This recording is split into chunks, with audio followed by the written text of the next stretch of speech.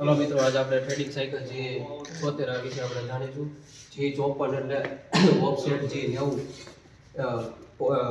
Absolute programme G21 એટલે બધા માપ છે એને એટલે મેજરિંગ ઇન એમ. G95 એટલે ફીટ રેટ. કઈ સાલ ચાલુ કઈ થઈ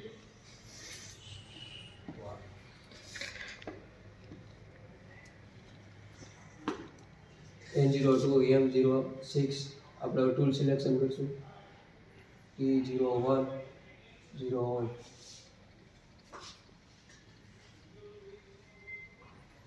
M03 ટૂલ સિલેક્શન થયા બાદ હવે આપણે કુલન્ટ ઓન કરીશું. M07 high pressure coolant.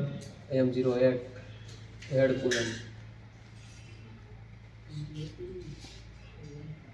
N04 cooler on થયા બાદ હવે આપણે ચક ચાલુ કરીશું. M04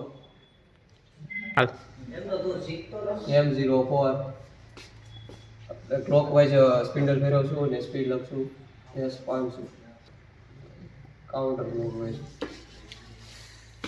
M05 G28 home position.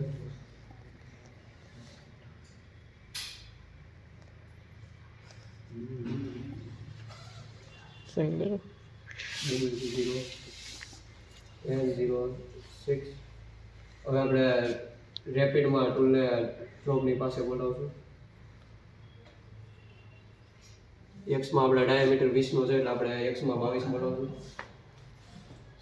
એક્સમાં 22 નો બોલાવશું 22.0 અને ઝેડમાં 5.0. આપણે સાયકલ લખીશું N07 G76 હવે પી એટલે પી of number of finishing path એટલે કેટલા વિશે આપણે આટા પાડવા. તો આપણે જનરલી 2 ના પાડીશું. પછી ચેમ્બર આમાં આપણે જે નહીં એટલે આપણે 00 લખીશું.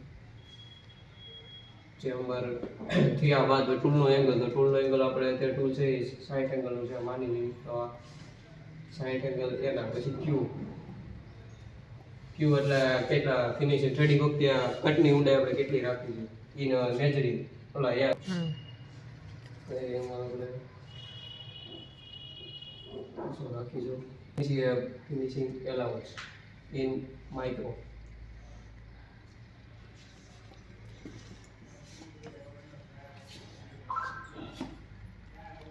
looking G76 એક્સ એટલે મિની ડાયામીટર નાનો ડાયામીટર આપણે 20 નો છે તો આપણે 18 ના ડાયામીટર સુધી આપણે આ થ્રેડિંગ કરવાનું છે.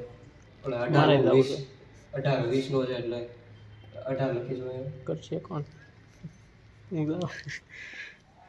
ઝેડ એટલે થ્રેડિંગ કેટલી લંબાઈ સુધી કરવું તો આપણે 30 સુધી કરીશું. 30.0 ઈ એટલે થ્રેડિંગની ઊંડાઈ એટલે થ્રેડ કેટલી ઊંડાઈ સુધી કરવા છે ઇન માઇક્રો. ક્યુ એટલે ફિનિશિંગ વખતે કટની ઊંડાઈ અહીંયા આપણે અને ફીડ રેટ.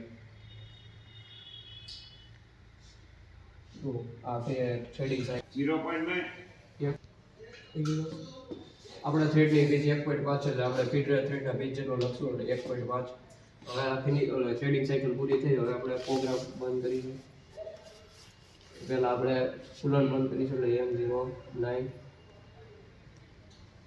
આપણે ચક બંધ કરીશું M05. હવે પ્રોગ્રામ આપણે સ્ટોપને રિવાઇડ આપીશું. એનો કોડ છે M0.